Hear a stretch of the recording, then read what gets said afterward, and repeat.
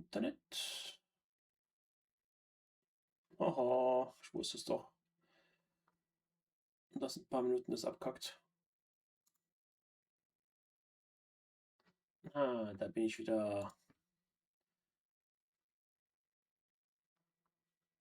Ja, meistens um 20 nach, sowas in die Richtung, kurz nach 1, lädt mein Router wieder neu. Deswegen ich dann wieder kurz weg.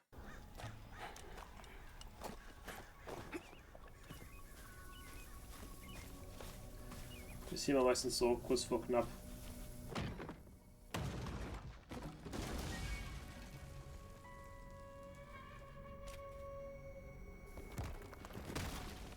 Ach, das Spiel freut mich auch.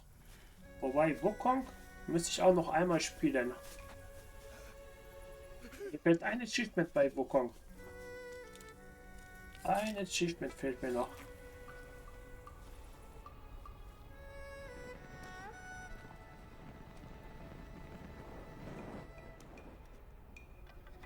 Dann hätte ich alle Achievements.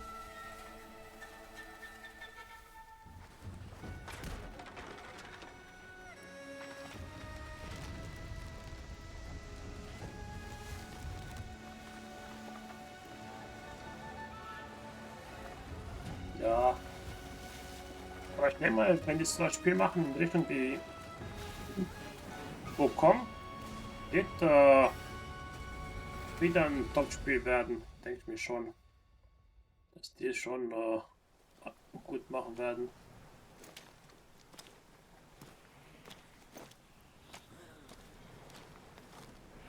Wenn die halt die Sachen von Wukong übernehmen, was gut war, ja, kann man da nicht wirklich was falsch machen. Würde ich sagen.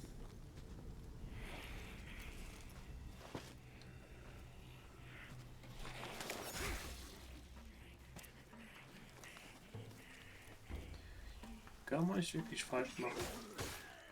So, mal schauen. Okay, Lebensleistung und so weiter ist gleich geblieben, wenn es so bleiben würde. Hier haben wir die Kürbisflasche zum Heilen. Die 4 Fähigkeiten, was man eh hat immer, was man auswählt. Und eine Fähigkeit. So gefühlt ist es wie bei Wukong gleich geblieben. Lebensleiste, Mana, Ausdauer, die Kürbisflasche zum Heilen, die 4 Fähigkeiten, was man auswählt mit RT was gewesen und sowas in die Richtung. Und das halt irgendeine Kraft. Aber jetzt ein Schwert mit dem Zeichen. Ist ungefähr auch mal jetzt Zaub.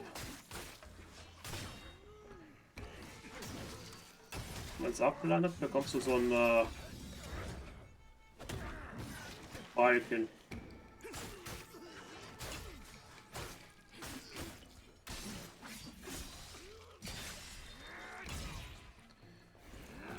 Okay, ausweichen ist geblieben.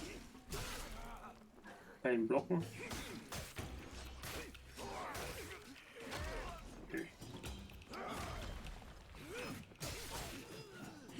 Ah, jetzt sind so spezielle Attacken, was man benutzen kann. Mit den Kernen, sagen wir so.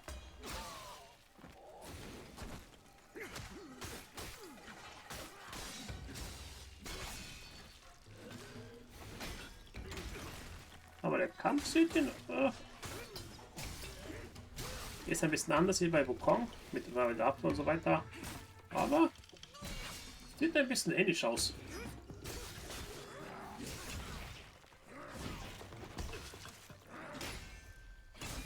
Okay, die parieren.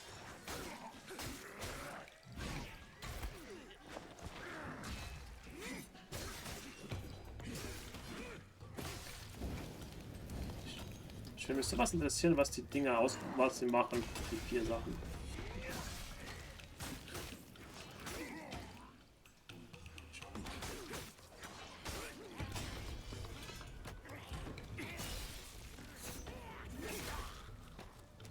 Tja.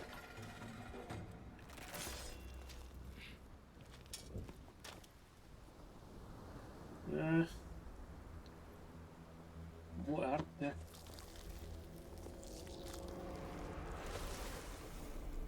Okay, der war nicht lebendig, sagen wir es so rum.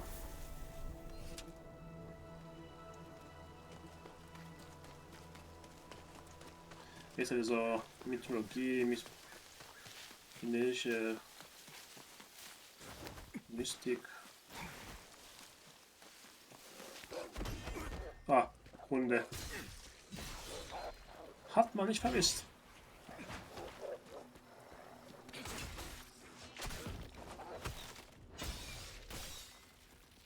Hab ich nicht vermisst im Game.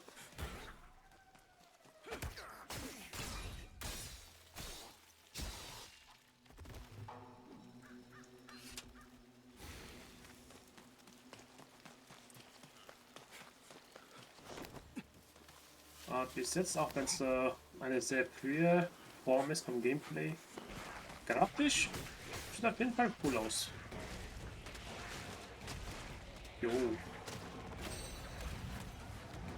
Ah, das war ein Zauber, Feuerzauber.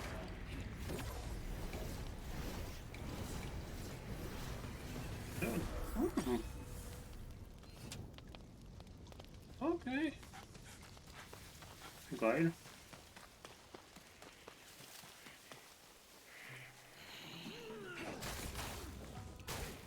Also Feuer speichern auf Schwert.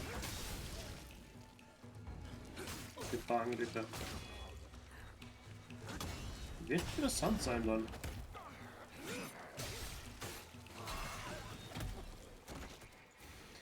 Wie man es am Ende macht.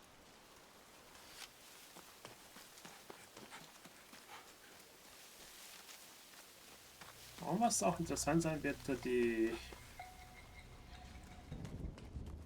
man levelt. Wird so bleiben wie bei Wukong, dass halt zurückleveln kannst und bestimmte Bäume hast.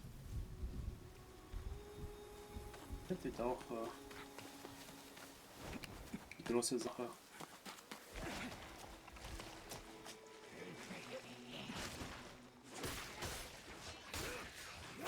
Aber ich denke mal, wenn die gleich geblieben sind, die Bäume wie bei Wukong, würde man nicht so wirklich was dazu sagen. Rechtes.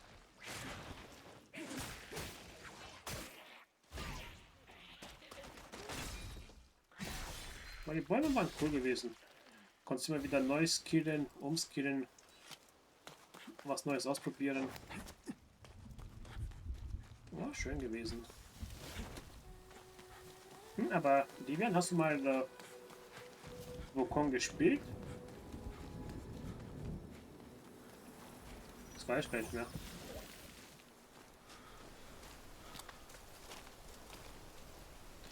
Das weiß ich gar nicht mehr.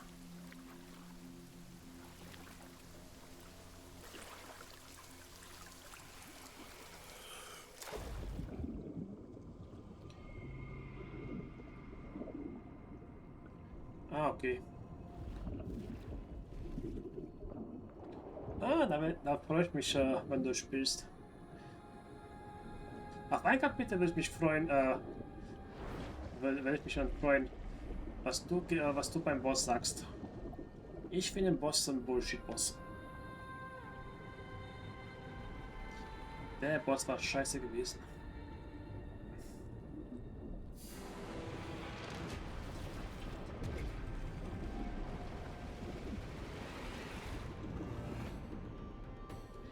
Der Boss war einfach nur Bullshit bei Wukong.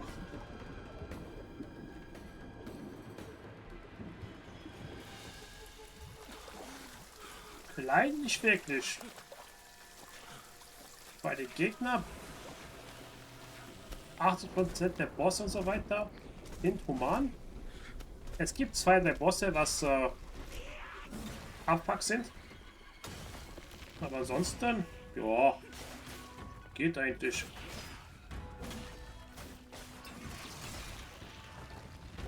Also, spontan wüsste ich bei Wukong der optionale Boss, der optionale Boss, der optionale Ja, ich denke mal, 5 oder 6 Bosse sind ein bisschen ekelhaft.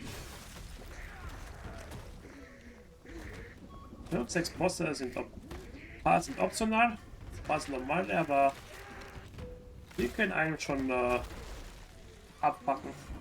Aber ansonsten, es geht eigentlich. Siehe mich, ich hab's gespielt. Haben geflucht beim Spiel. Hab sogar NG Plus geschafft bei Wukong.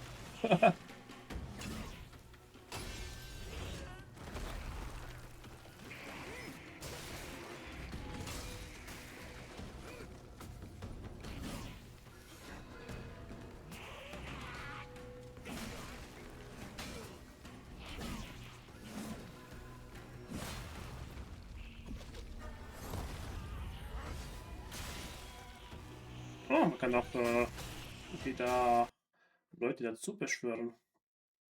Wie bei Wukong. Aber ich weiß nicht, ob das ein Dämon ist oder ja. Das wird man dann sehen, wenn es rauskommt.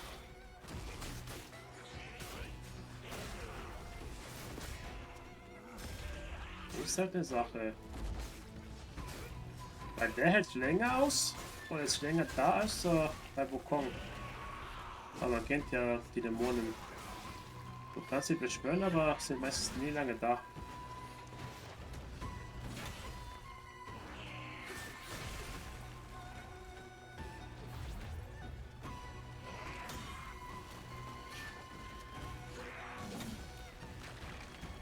Okay, bei Wukong habe ich nicht wirklich viel pariert. Immer ausgewichen.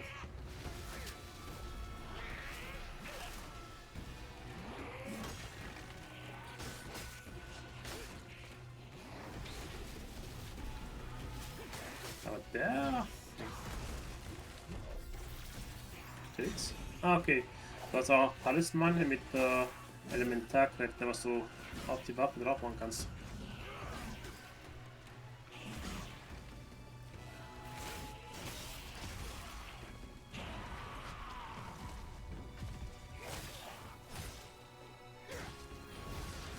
Okay, das ist neu, dass du dich mit den, weiß Gott, ob das ein Geist ist oder zusammentun kannst. Ist neu. Aber eine coole Idee, dass du dich zusammen binden kannst und zusammen kämpfen kannst. Das nehme ich hin. Wird lustig sein. Aber wird er nicht, dauert doch nicht lange, okay.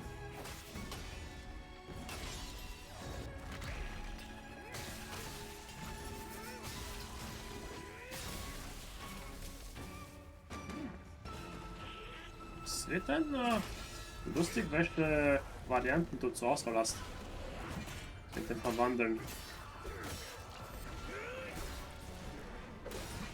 Wird interessant sein.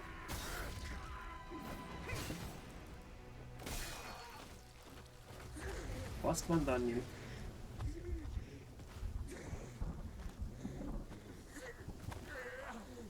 Boah. Wenn ich das sehe, freue ich mich schon auf das Spiel. Wenn ich das sehe, freue ich mich drauf. Der lebt ja noch. Ich dachte, der wird tot. Boah.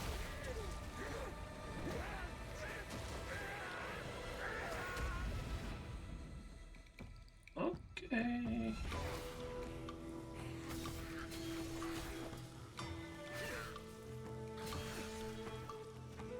Außer, dass jemand nur den einen Typ. Oh. Hallo.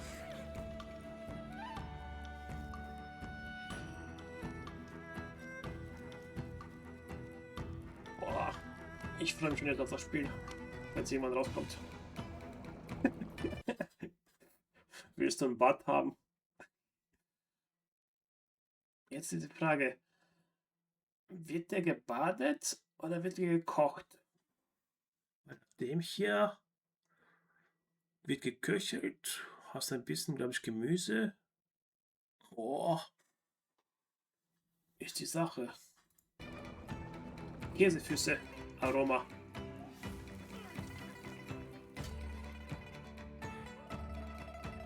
Ist die große Sache. Ha, die sind ein bisschen abgemagert. Die haben kaum was gegessen. Äh.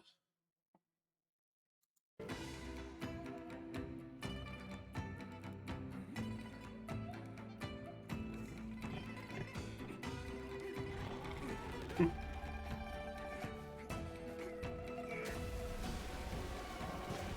Ein großer Fisch. Ja. Wenn es nicht extrem verkacken bei der Entwicklung.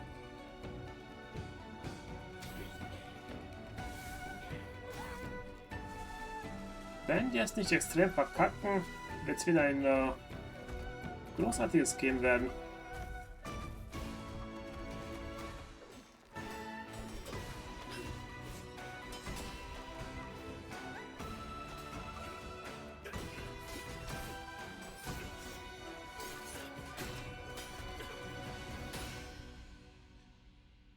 Wird auf jeden Fall ein großartiges Game.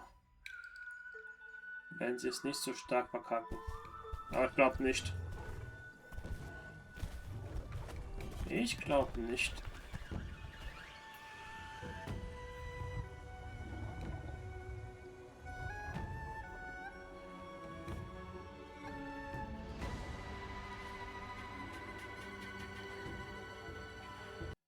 Wir müssen einfach nur das Grundgerüst vom ersten Game nehmen und dann halt ein paar neue Ideen reinbringen, aber das meiste so lassen, wie es war.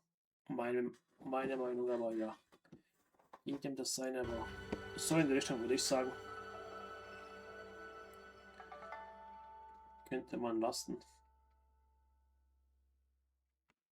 From Software isn't new to multiplayer. So Invasions have been a staple in the Souls games, and we just came off of Elden Ring's co-op twist with Nightwing. But the Duskbloods is something very different and new territory for the team, and to simply label it as a PvPvE game is to really undersell what it is. It has that familiar tough action combat packaged in phase-based matches where 8 players compete for what are essentially victory points on a map in order to advance to subsequent phases, which then concludes in a 3-player PvP brawl. Aber anschauen kannst du mir ja. I got to play about 8 hours of the Duskbloods on a visit to From Software in Tokyo, and while there are a ton of nuances I'll dissect in this preview, I'll say up front that it has the makings of another hit in the Souls lineage, where fun is found in the challenge and the mysteries of its world propel you to keep pushing. Just now, in the context of a competitive multiplayer Switch 2 exclusive. But if any team can pull off such a wild idea, it'd be director Hidetaka Miyazaki and company. So buckle up, y'all. The Duskbloods just might be the most complex and most fascinating project to come out of From Software yet.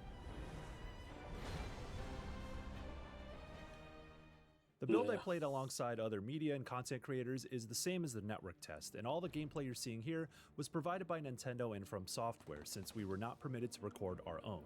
You'll notice the UI is removed and that there are specific features I'm not able to show, so I'll need to lay some groundwork since the Duskbloods has a lot of moving parts. This is a multiplayer-only Switch 2 game, and 8 players queue.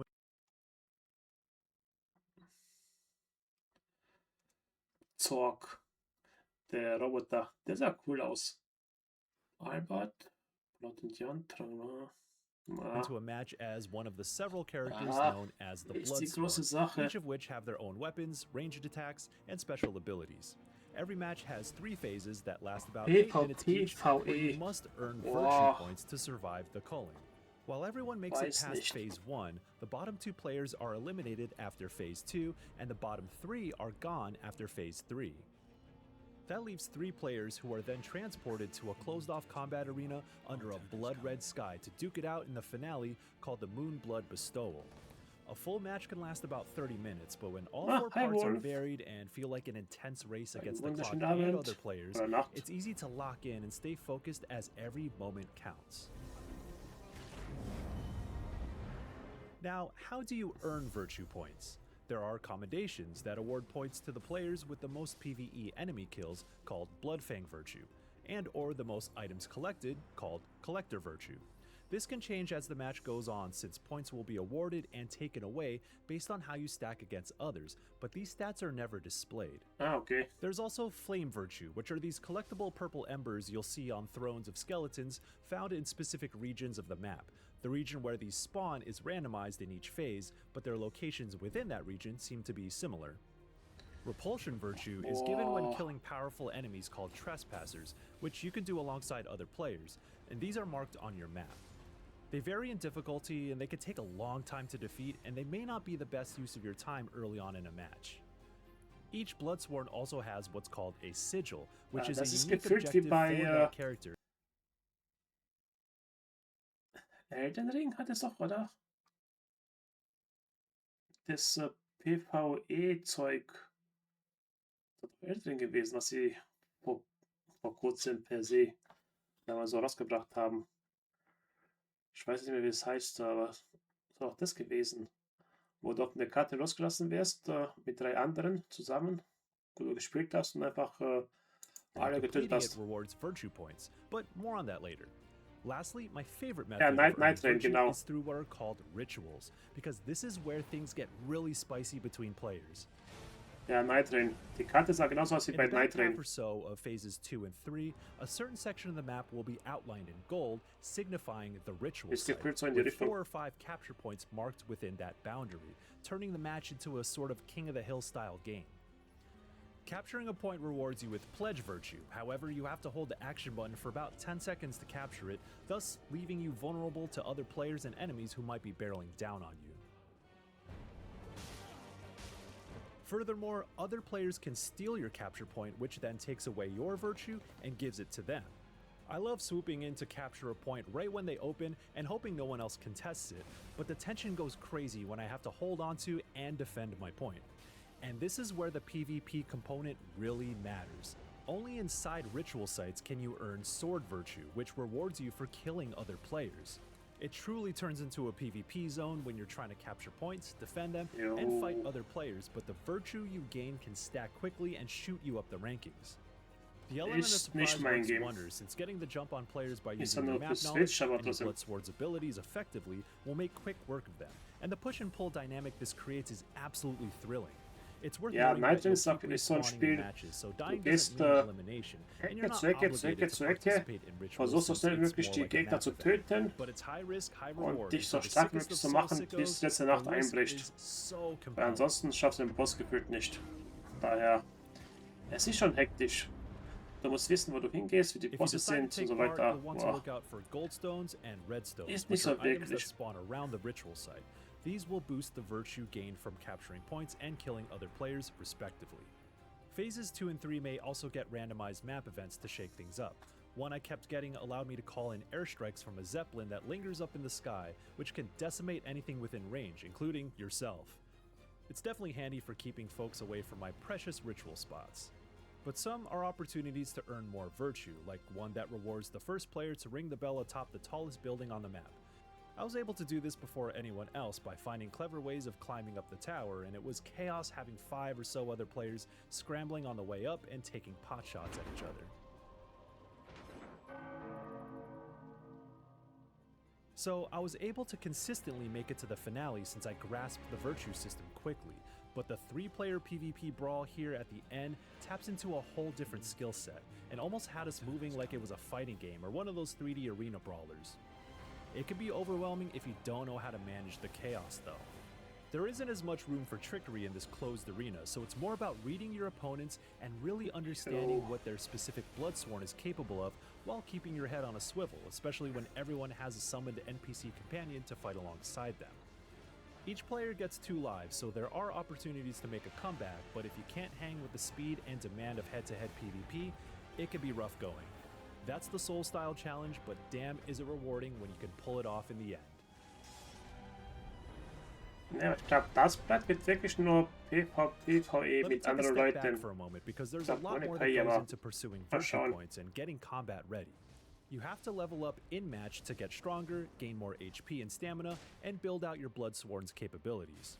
If you're not defeating enemies at a solid pace, you can end up underpowered later on in the match, so it's important to stay active at every second. You can gain XP fairly quickly and end up around level Ja, 17 kann or sein, so 20 wie by the final Mistfall. phase, but you gotta be grinding. Each Spiel war auch Bloodsworn scheiße. gains a new special ability at level 12 as well, and these are so important to have in tough battles. For example, my favorite Bloodsworn Trong Lan has a cloaking ability to start, but at level 12 she can then summon a massive snake to direct heavy AoE damage and knockback. Meanwhile, the noble skeleton Senator Samir Patris can transform into a dinosaur that homes in on targets, chews them up, and tosses them aside, which became an early favorite during the preview. We had access to 6 Bloodsworn and 10 are planned for the full release, and they were all distinct enough to form a unique approach. Sniper Layla has melee attacks of course, but she emphasizes long-range shots, as her name would imply, and almost plays like it's a third-person shooter. Albert is your sort of all-rounder, while the pajama boy Bloodhand Yan sports an axe and mage-like fire spells. However, I can't tell y'all how many times the armor-clad chicken man named Zork knocked me on my ass with his jetpack rushdown. Yeah, I'm beefing with my roommate Blessing Adeoye Jr. from Kinda Funny, who was maining Zork at this preview event. But that's part of learning how to play the Dustbloods. It's about understanding movesets and knowing how to counter what you're up against when it comes time for PvP. Furthermore, these characters have their own sigils you can activate before a match. As I mentioned earlier, these are objectives unique to them. For example, Tronglan's sigil makes you seek out a certain player as a target, and the Senator lets you propose to another player in hopes they'll accept.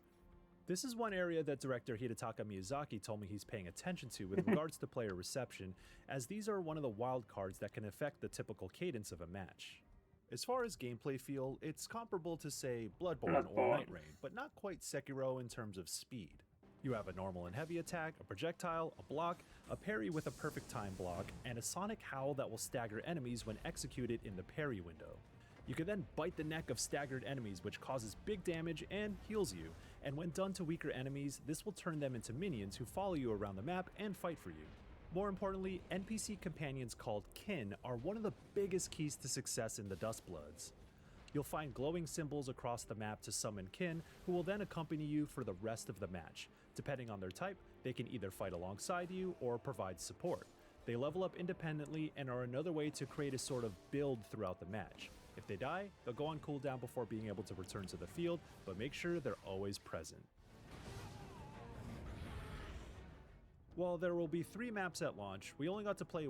Bei Dustblood wird das Problem sein, oder wie werden die Server sein? Wie werden die Leute reingeschmissen? Also werden sozusagen Profis und Noobs einfach reingeschmissen, nach dem Motto, ja, viel Glück oder auch nicht, aber.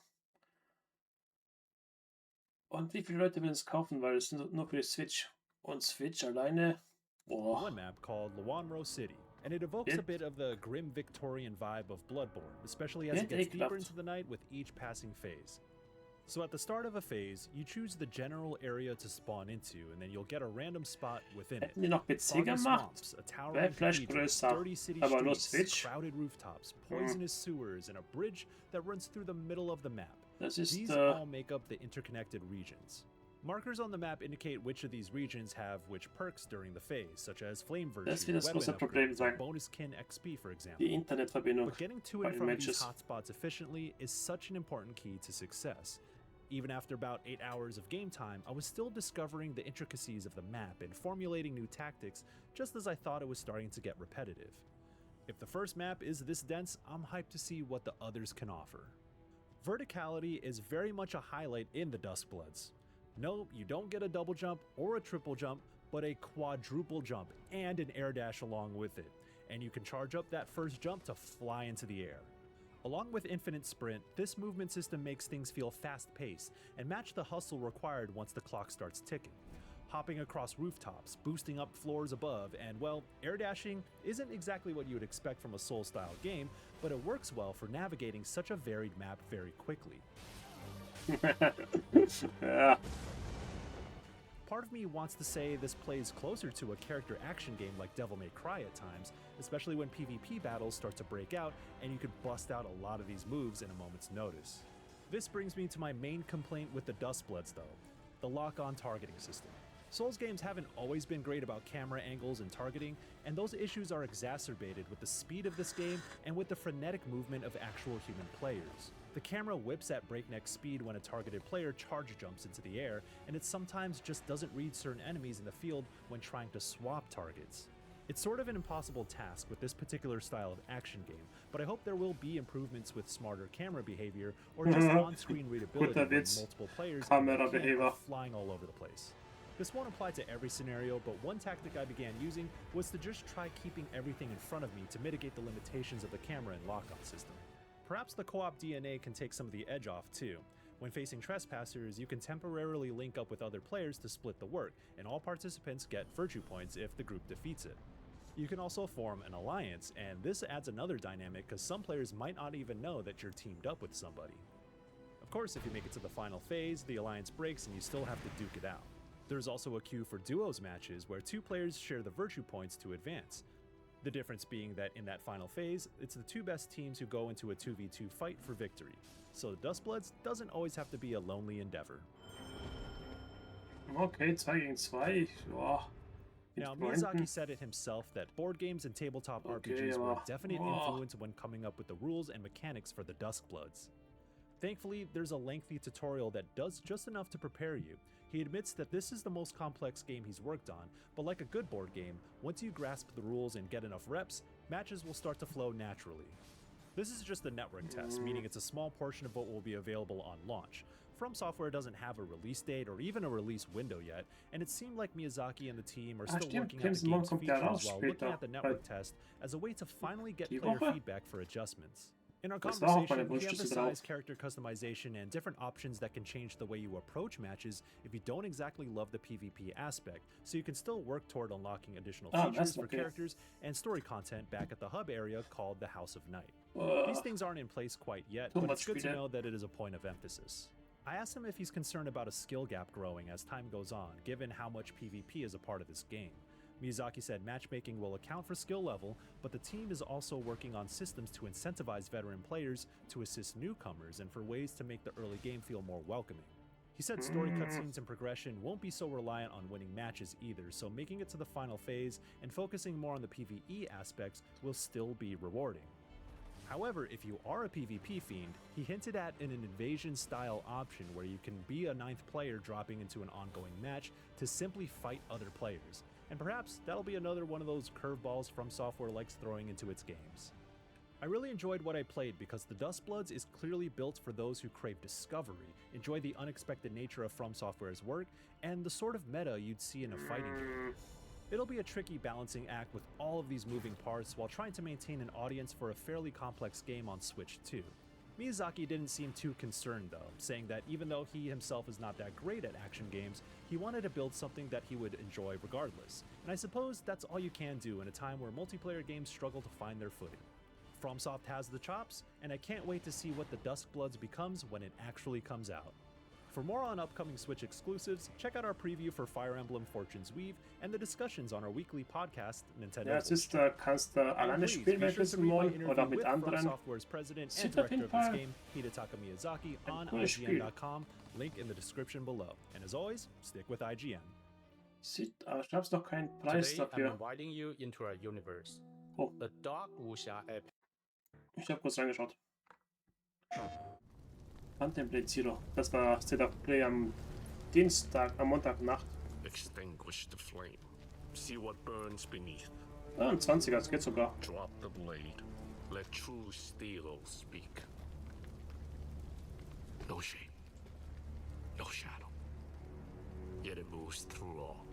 Das geht sogar. That's the path to know.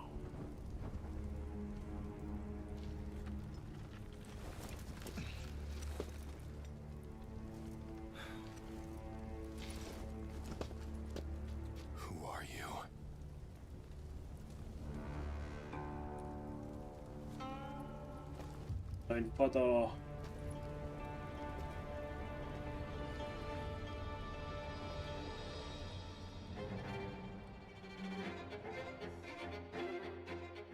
Hello everyone, I'm Donnie Yen, creative consultant for Phantom Blade Zero, and the actor behind Mo Yuan, a formidable martial arts master. I want players around the world to enter our wuxia world driven by old grudges, shifting alliances, and the confrontations that forge its legends. Rooted in the traditions of Chinese martial arts, Phantom Blade Zero embraces bold imaginations and distinct cultural elements to create a new aesthetic we call Kung Fu Punk.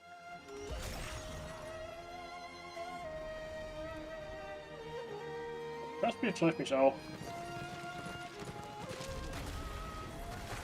Kommt im Oktober raus, glaube ich.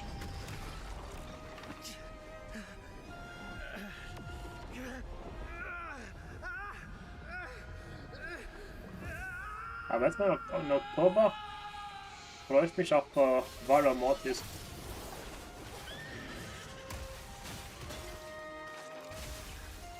Hohohoho.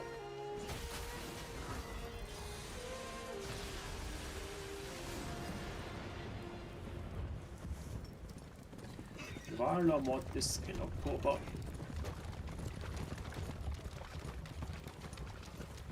Das ist auch ein Spiel, worauf ich mich freue.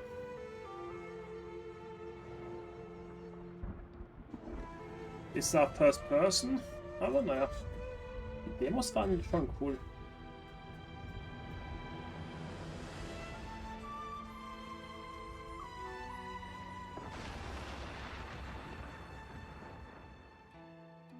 Hi everyone, I'm Soulframe, the creator and director of Phantom Blade Zero. Today, I'm inviting you into our universe, a dark wuxia epic filled with mystery, vendettas, and lightning-fast wordplay. You play as Soul, once Yoda's most feared blade. After being set up for your leader's murder, you are betrayed by the people you once fought beside. What have I done? In the final duel against your childhood blood brother, Zuo Shang, the blade is driven through your heart. You're late. Let's get started already.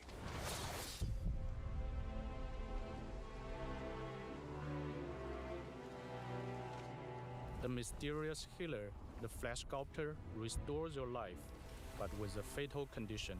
You have exactly 66 days to live.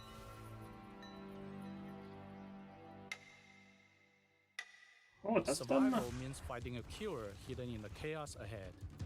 Das ist interessant, wenn du halt 36 Tage zu leben hast. Wie spielt sich dann die Umwelt? Wenn du stirbst, verlierst du da einen Tag oder nicht? Oder, ja. But the hunt will force you to confront the rod beneath your betrayal and a skill massive enough to break the entire Wulin. The Wulin is a martial underworld forged in blood and belief.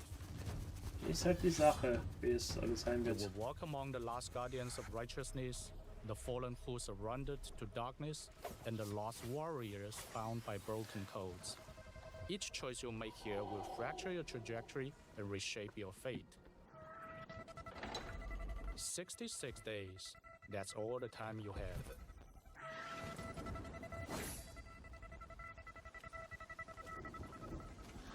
But you won't be alone. Martial artists from across the world ne, da have steht sogar. gathered in Pangzhen, turning the town into a deadly trap of rival factions, hidden malice, and deadly schemes. Rollenspiel, Action, Coop, Souls-like, Roguelike, Hack and Slash, Dark Fantasy, Kampfspiel, Action, Roguelike, steht dabei. Bei Crimson.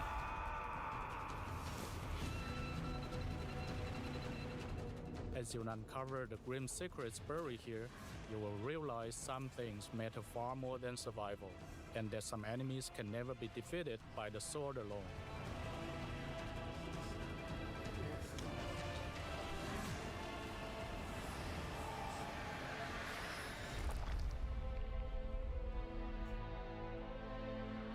Ja genau, beim Plus bei Steam. Master Soul has entered Pangzhen. It seems the flesh sculptor's tainted hearts has restored his strength. A change in the game may not be such a bad thing. I'm looking forward to his next move. The Phantom World is a stage for the style we call Kung Fu Punk, where traditional Kung Fu collides with steampunk machinery and body modification.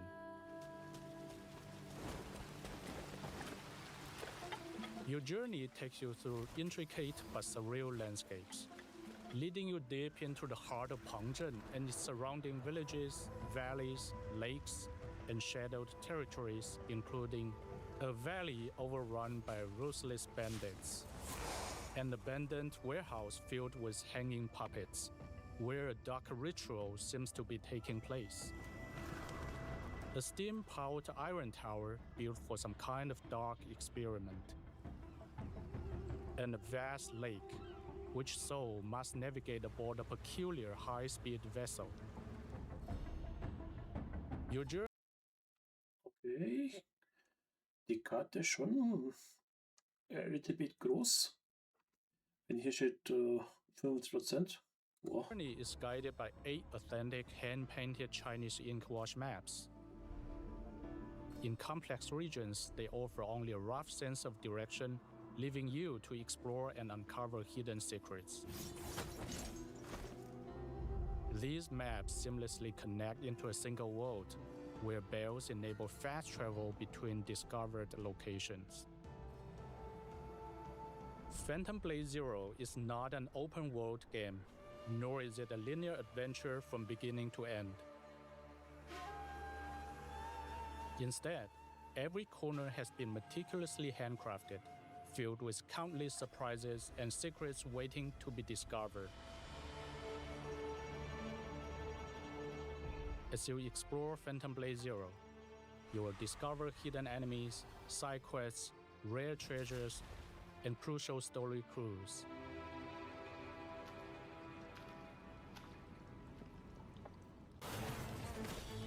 In Phantom Blade Zero, combat is the driving force. Every weapon is forged from martial folklore, cinematic legacy, and ancient tradition. Oh. Soul wields a massive arsenal of 30 primary weapons alongside 25 secondary weapons known as Phantom Edges.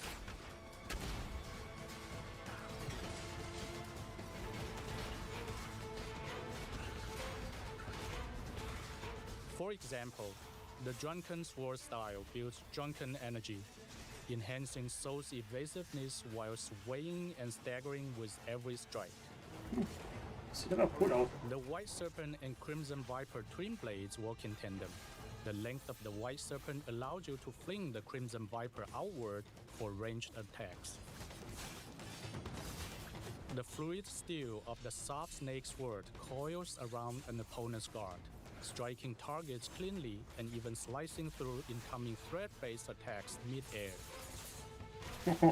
However, a light blade won't be enough against heavy shields, and relying on swords alone will turn the fight into a punishing struggle. Crushing those defenses requires the brutal momentum of iron fists and hammers. Ins Gesicht. The Tiger Cannon can blast apart distant enemy formations with a single shot, or ignite self-destructing enemies before they get close.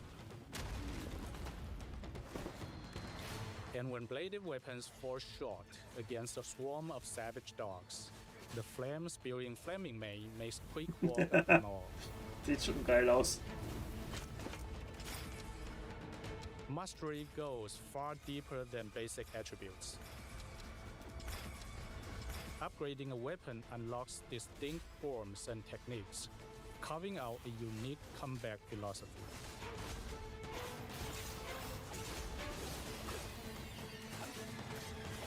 Da kann man viel ausprobieren. Bei den Sachen hier.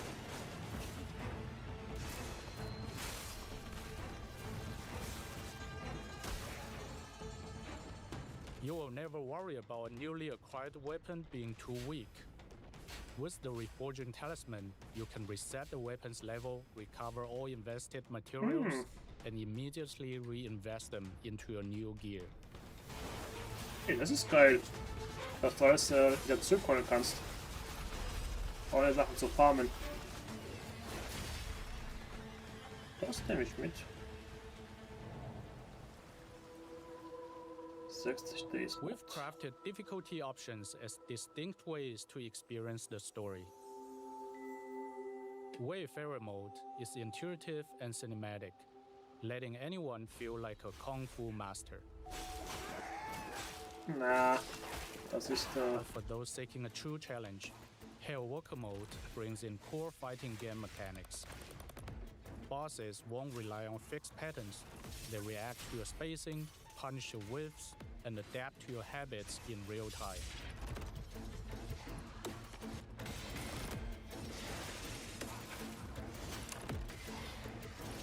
Nee, nicht beim ersten Mal durchspielen. Nee. For the ultimate test, unlock 66 days mode. Unlike the other difficulty settings, this mode turns Soul's 66-day countdown into a literal gameplay timeline.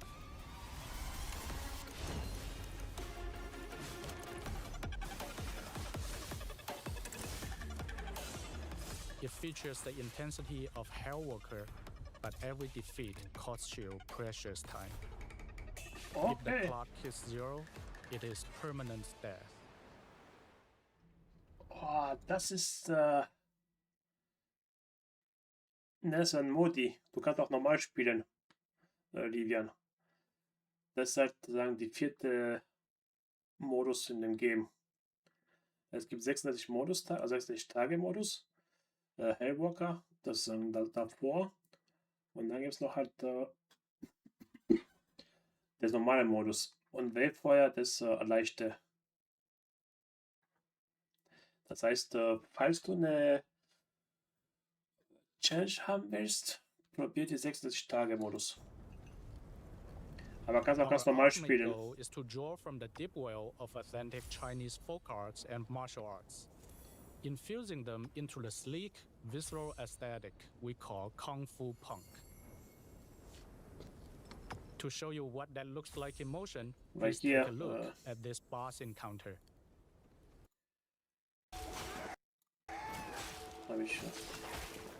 But for those seeking a Weil hier hast du halt 4 Modis. So, Wavefeuer, Pathbreaker, ich denke mal, das ist das normale Schwierigkeitsgrad. Walker ist das Schwierige. Und das 36 Tage ist halt das Hardcore Challenge Modus, was du spielen kannst, aber musst nicht. Deswegen, aber was schreibt auch Hellwalker mode brings in core fight. They react to your spacing, punish your whiffs, and adapt to your habits in real time. Was steht, glaube ich, dabei?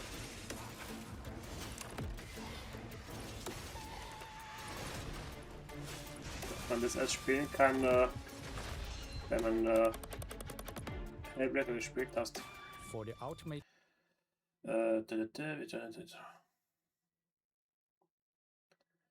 du musst erstmal, bevor du das freischaltest, entweder Pathbreaker oder Hellwalker durchgespielt haben.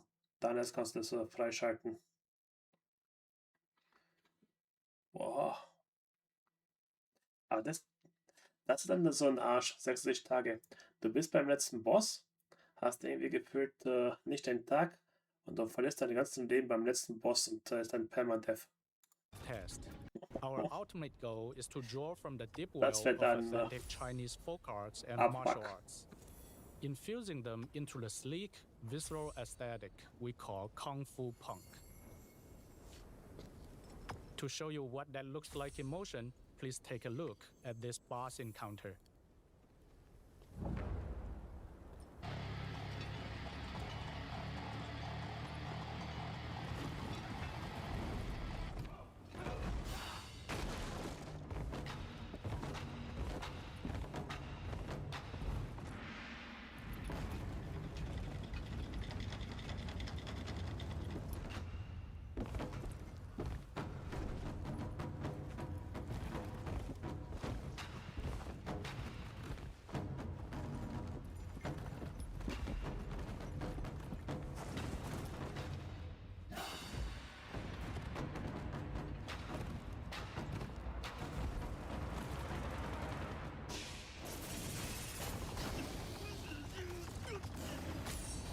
Smashing. Oh.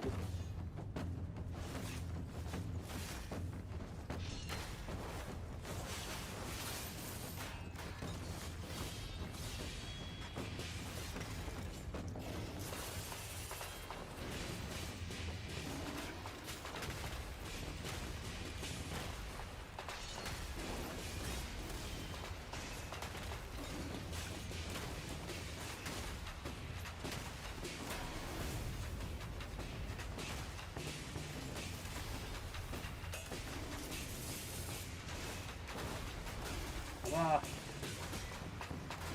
die sind schon sehr schnell, die Bosse.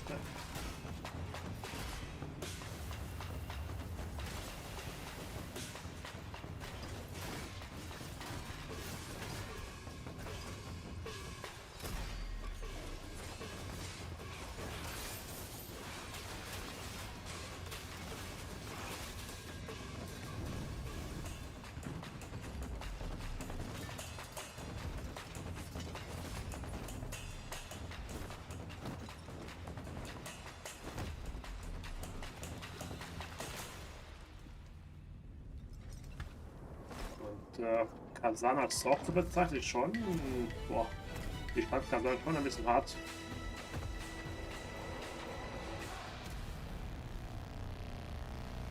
Kazan war schon hart. Und da ist auch hier auch einige Bosse.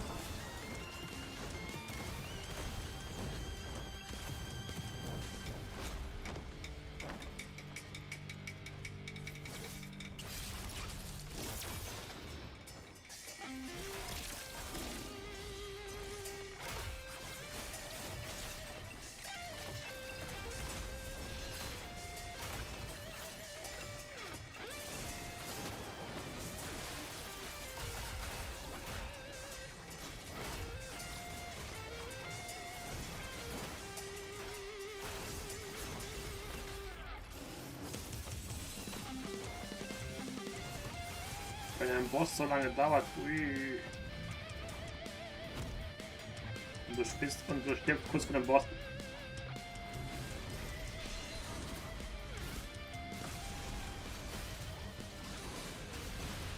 Bringing Phantom Blade Zero to life has been a massive endeavor, and the support from our community has allowed us to build the exact game we envisioned. It's our way of paying tribute to tradition, while bringing it to life as an immersive experience for players all over the world.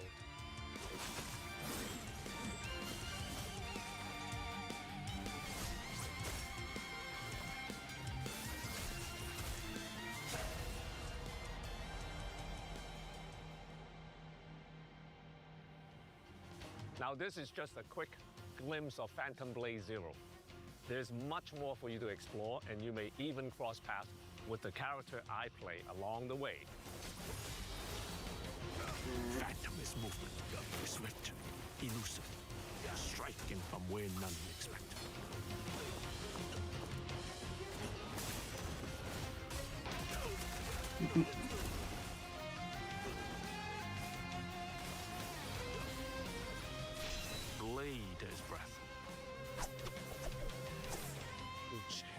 into a steel, turning any blade into a divine weapon. That's the path to know. Pre-order now. So. Ende Oktober.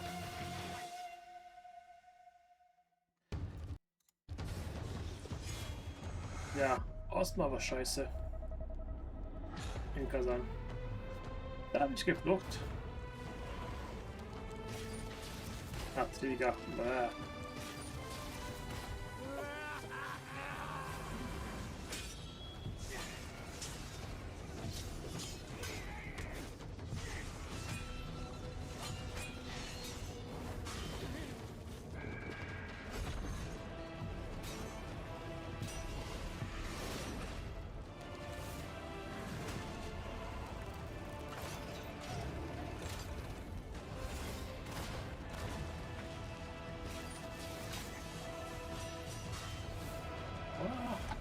Es wird schnelles Game werden. Ich werde mich schon sehen. Spielen, aber fluchen das Fuck bei dem Game. Ich werde fluchen. Ah, das ist der letzte Trailer. Ich werde fluchen. Ich werde mich schon sehen.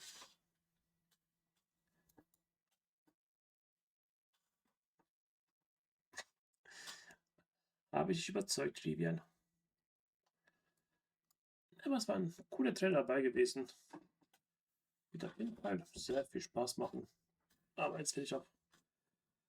Das wird auch für mich heute sein. Wird auch langsam schlafen gehen. Bin doch ein bisschen müde. Daher wünsche ich mal eine gute Nacht. Ich hoffe, hat euch der Trailer Spaß gemacht. Ja, auf jeden Fall schon. Daher sehen wir uns vielleicht morgen Abend, beziehungsweise mal schauen, wie ich von der Arbeit kaputt bin. Mache ich vielleicht morgen noch was. Daher, schlaf gut, träumt was Schönes und bis zum nächsten Mal. Ciao, ciao.